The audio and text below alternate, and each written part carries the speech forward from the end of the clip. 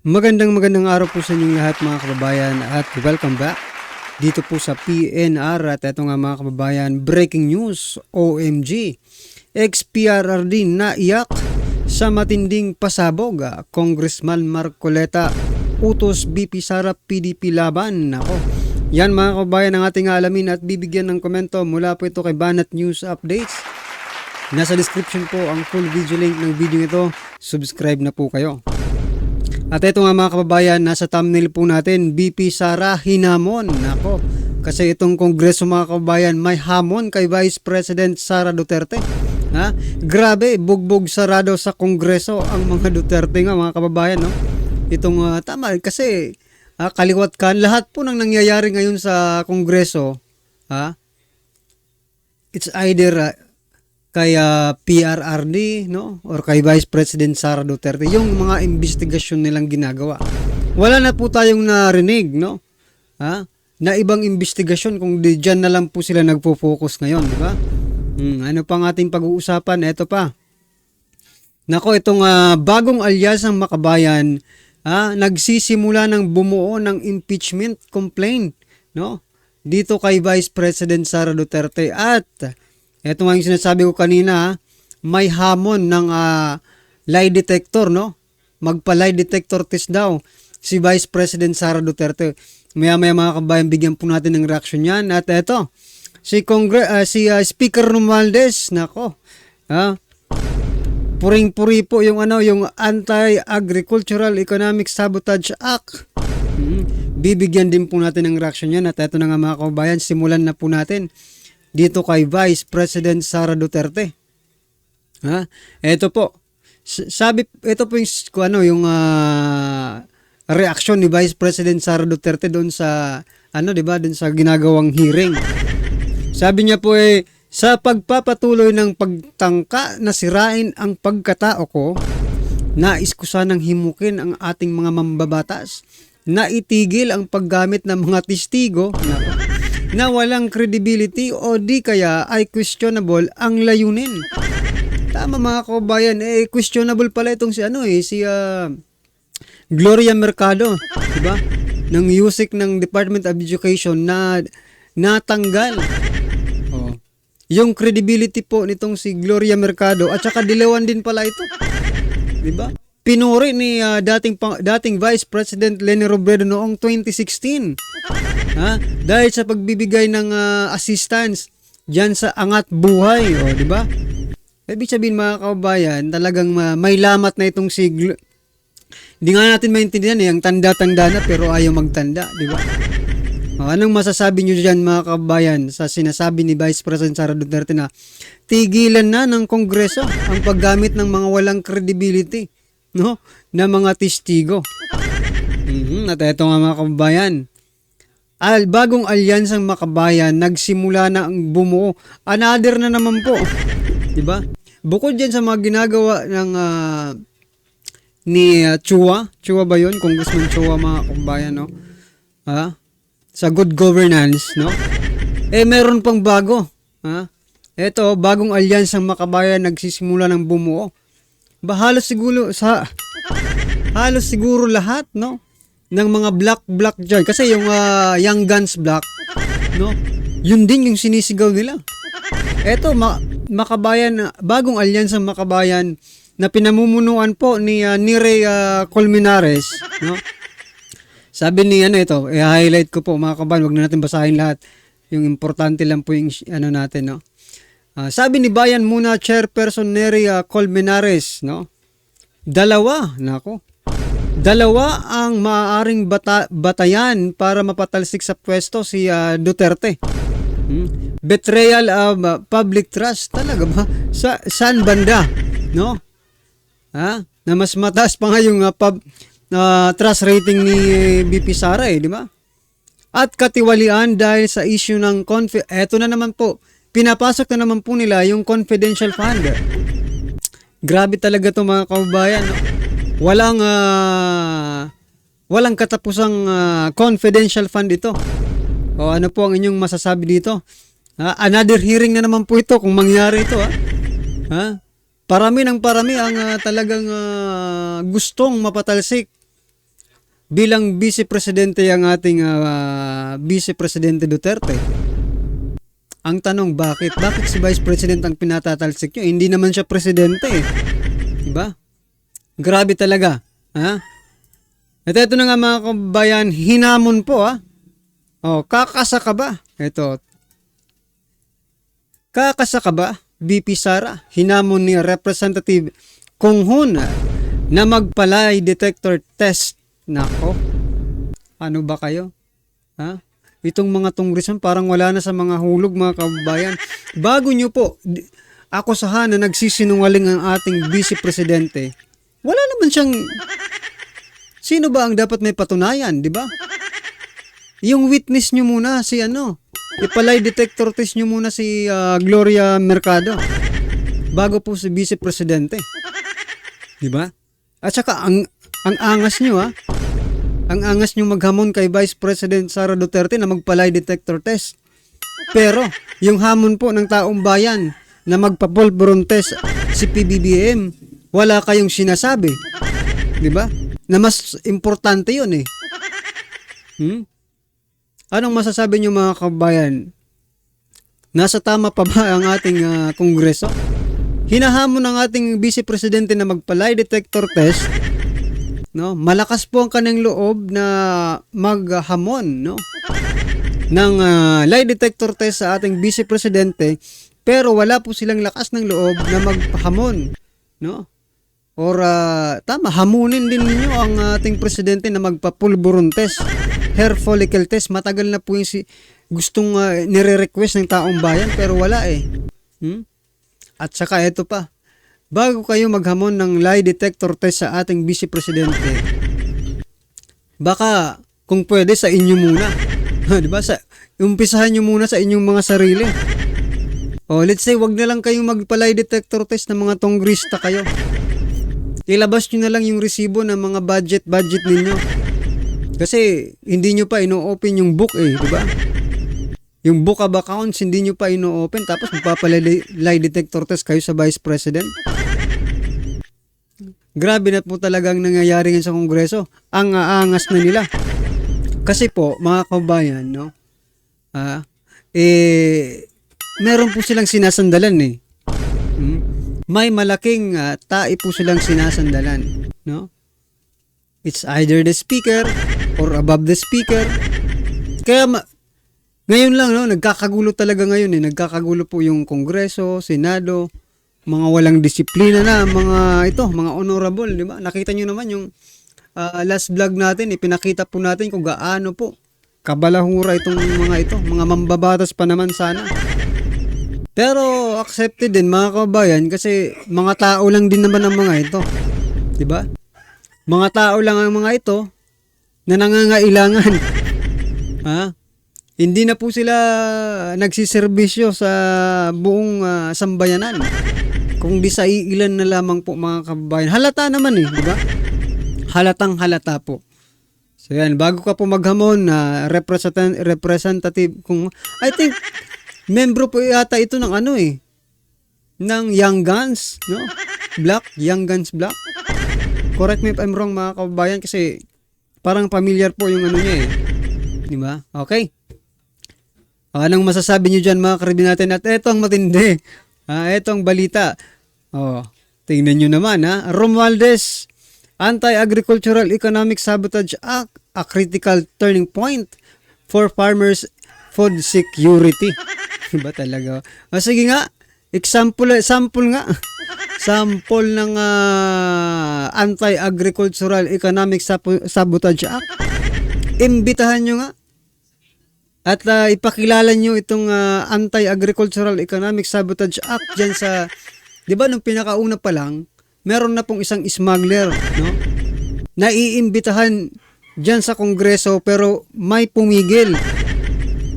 At nabalitaan na lang natin, itong smuggler pa lang ito ay pinsan ng First Lady. Di ba? Naaalala nyo po yun mga kababayan? Sige nga, Speaker Romualdez. Kung talagang totoo itong Anti-Agricultural Economic Sabotage Act, imbitahan nyo ulit, no? Wag puro pasa ng batas. Dadami ang batas natin ito pero wala namang pangil eh. Kahit isang batas lang pero talagang may pangil mga kababayan. Ubos yung mga smugglers na yan, di ba? Aanhin mo ang maraming batas kung hindi rin naman may butas rin naman. Mas maganda pa nga sigurang wala ng batas-batas eh. Para tumigil ang mga mga inayutak ng mga smugglers na yan. Ha? Kamay na bakal na lang. Kakasaba kayo? Well, anyway mga kababayan, ito po yun eh. Speaker Ferdinand Martin Romualdez hailed the new Anti-Agricultural Economic Sabotage Act, Republic Act 12002, as a significant and long-awaited, napakatagal na pala ito, long-awaited eh. Siyempre, long-awaited eh, noon pa na, pag-upo nyo pa lang eh, no? Move to protect the agricultural sector from the harmful practices by smugglers, hoarders, profiteers, and cartels. Mga kababayan, sana lang, magtagumpay po itong Republic Act na ito. At sana makatulong ito kay Speaker Romualdez sa kanyang pag-iimbestiga sa mga smugglers diyan sa Kongreso. Kung meron man po, Pero sa palagay ko, baka gamitin pa. Magdududa na talaga tayo dito kay Speaker Romualdez pag itong Anti-Agricultural Economic Sabotage Act ay gamitin rin laban kay Vice President Sara Duterte. Grabe na po ito, ha? Anong masasabi niyo dyan mga kababayan? Dapat ba ang magbigay ng sample itong si Speaker Romualdez para naman matuwa ang taong bayan? No? Wag puro wag puro pasa ng pasa lang. Kailangan may pangil, di ba? Ipatupad sa lahat. Lalo na ngayon mga kababayan, di ba? Nagmamahala na naman po. Yung itlog, nagmamahala na naman po. So paano matutulungan ng Anti-Agricultural Economic Sabotage Act yung itlog? Para naman makabili ang lahat ng Pilipino ng itlog, di ba? Kasi pamahal po yung itlog eh. Wala na mga kabayan, ano man po ang inyong reaction dyan, i-comment na lang po. At eto na nga, sama-sama at sabay-sabay po natin pakinggan na panoorin at bigyan ng komento ang video ito. Eto na po. Ito ang nakakagulat. Partido Demokratiko Pilipino o PDP laban ni dating Pangulong Rodrigo Roa Duterte nakipag-alyansa sa 3 partido ng bansa. 3 senatoriable pinangalanan na at inendorso na para sa 2025 midterm election. At taong bayan nananawagan na sana'y tumakbo at sumanib ang sagip party list na si Rodante Marcoleta sa partido ni dating Pangulong Duterte sa PDP. Sa inyo mga kabayan, nagbigay na rin po tayo ng reaction dito sa kung tumakbo or pagsanib ni Congressman Marcoleta sa PDP. Ang opinion ko lang at komento ko lang diyan mga kabayan, kahit naman hindi kahit po hindi pumanig kita na rin naman natin na close na rin naman si Kong Marcoleta at BP Sara, Ang point ko lang mga kababayan, for example lang, hindi lang naman sa isang partido, hindi lang naman isa ang nagdidesisyon diyan for example, na pagdedesisyonan ng partido ng partido ni Congressman Marcoleta na wag sumanib or sumapi dito sa PDP laban. As long as mga kababayan, tumakbo lang po si Congressman Marcoleta, number 1 yan sa balota. Patakbuhin lang, senador. Ina-number 1 na po natin yan sa balota mga kababayan. Kahit hindi po pumunta kay PRRD, basta tumakbo lang po siya. Approve na po yan. Pilaban at nananawagan na sana'y tumakbo bilang senador sa 2025 midterm election. Pero bago ang lahat mga ka-update, kung bago ka pa lamang sa aking channel, ay mag-subscribe ka na at huwag kalimutang i-click ang notification bell para mas updated ka sa lahat pa ng bagong videos na i-upload namin. At ito na nga mga ka-update, kumpirmado na, nakipag-alyansa na ang Partido Demokratiko Pilipino o PDP laban ni dating Pangulong Rodrigo Roa Duterte sa 3 pang partido ng bansa. Ito ay ang Partido para sa Demokratikong Reforma o Partido Reforma ni dating House Speaker Pantaleon Alvarez. ang federalismo ng Dugong Dakilang Samahan o PDDS ni dating Presidential Anti-Corruption Commission Chairman Greco Belchica at Mayor Rodrigo Rua Duterte, National Executive Coordinating Committee o MRRDNECC. Ang paglagda sa kasunduan ng 4 na partido ay isinagawa noong Biyernes kasabay ng Philippine o ng PDP National Assembly sa De Leonor England Resort sa lungsod ng Davao. Tinatayang nasa mahigit 1,200 opisyal at miyembro ng PDP mula sa buong bansa ang dumalo sa naturang National Assembly. Kasabay rin ito ay inendorso ng PDP ang 3 senatoriable para sa 2025 midterm elections na si Senador Ronald Bato de la Rosa, Senator Bongo at Philip Salvador. Samantala, ipapakita at ipagpapatuloy naman ng de-electionist senators ng Partido Demokratiko Pilipino ang tatak na serbisyo ng partido kung lulusot sila sa 2025 midterm election. Ito po ang inihayag ni Senator Bato de la Rosa sa National Assembly ng PDP sa Davao City noong ika-2 ng Setyembre. Saad pa nito, kanilang ipagpapatuloy ang serbisyo para sa mga Pilipino sa gitna ng kinakaharap nilang political persecution. Ipapakita rin nila na sila'y tatakbo at magiging politiko para magserbisyo. Gumawa ng maayos at hindi manira sa kapwa. Hinikayat rin ito ang kanyang mga kapartido na ipakita ang tamang pagserbisyo at huwag pumunta sa gator politics. Chairman, may I also ask Senator Bato de la Rosa to say his piece? Magandang gabi sa ating lahat.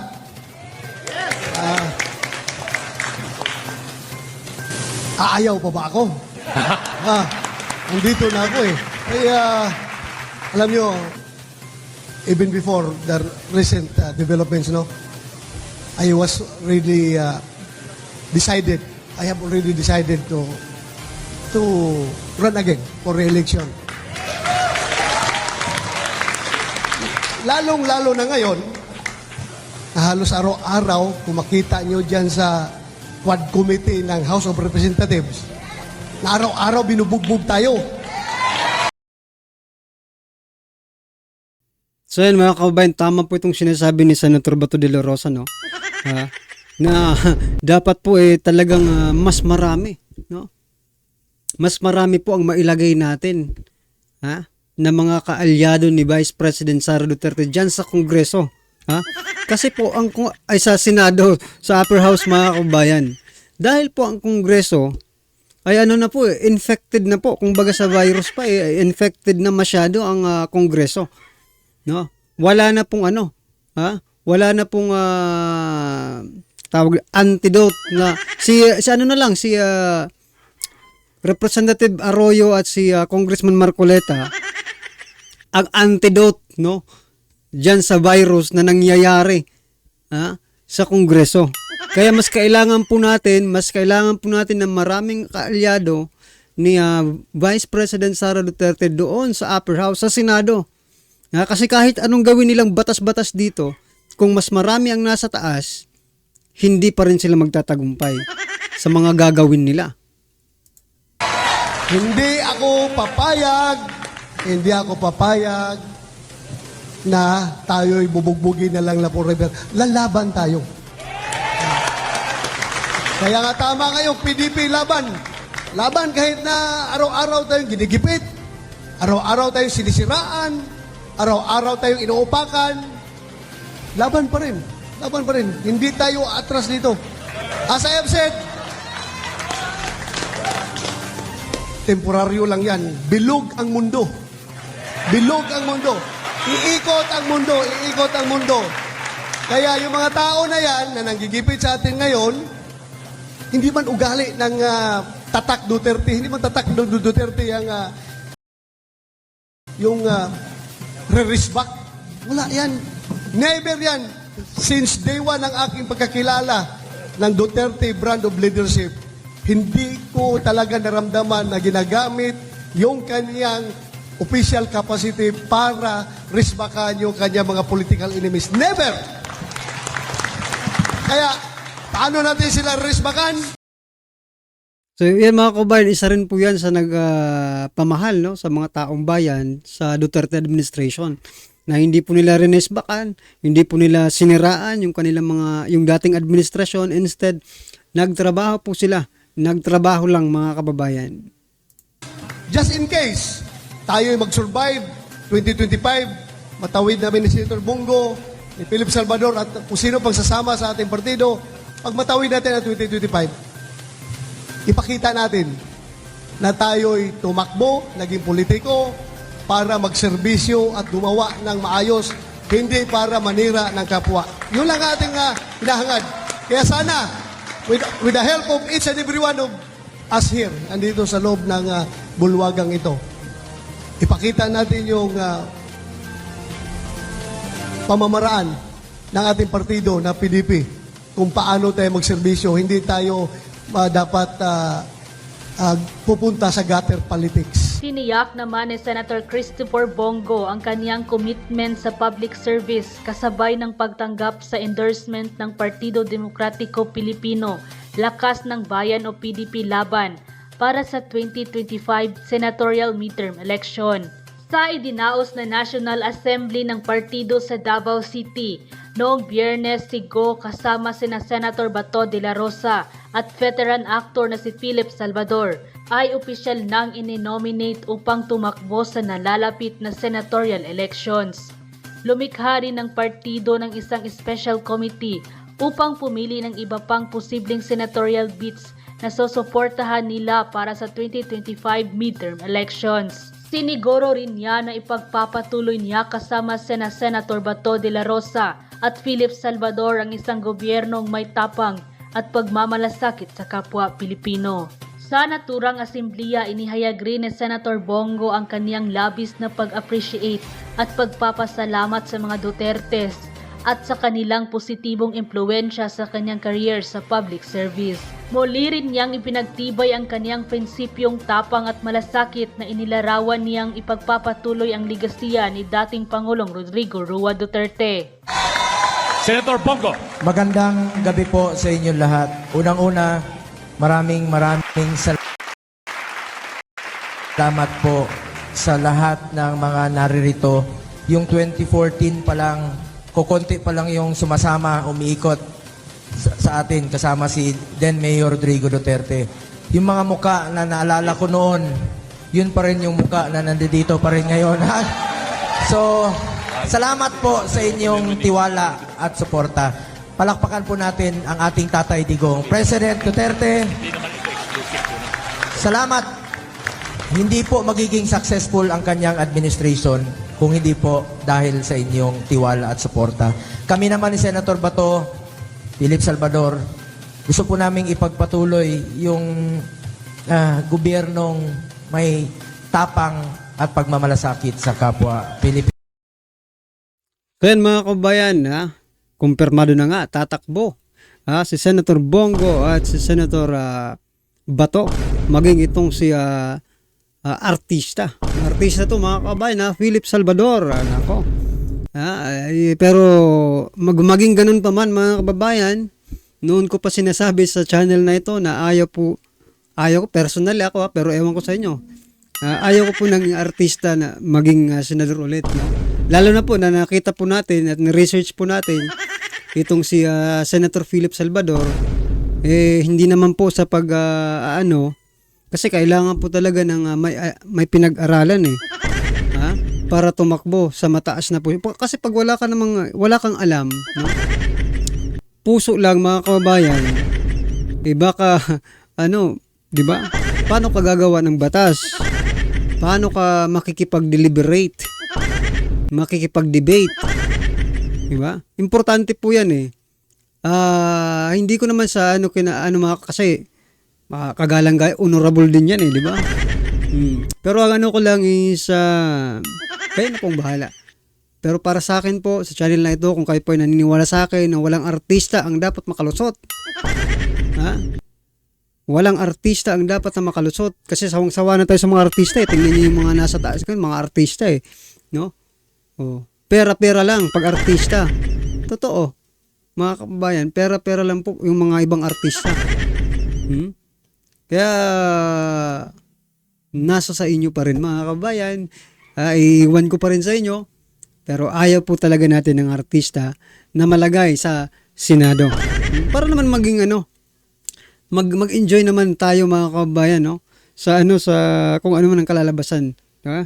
Wala lang yung mga karibin natin. Ano man pong yung opinion, reaction, or kritisismo sa video ito. Comment lang po sa baba para at least alam po natin mga kabayan ang inyong pong opinion. Maraming salamat po.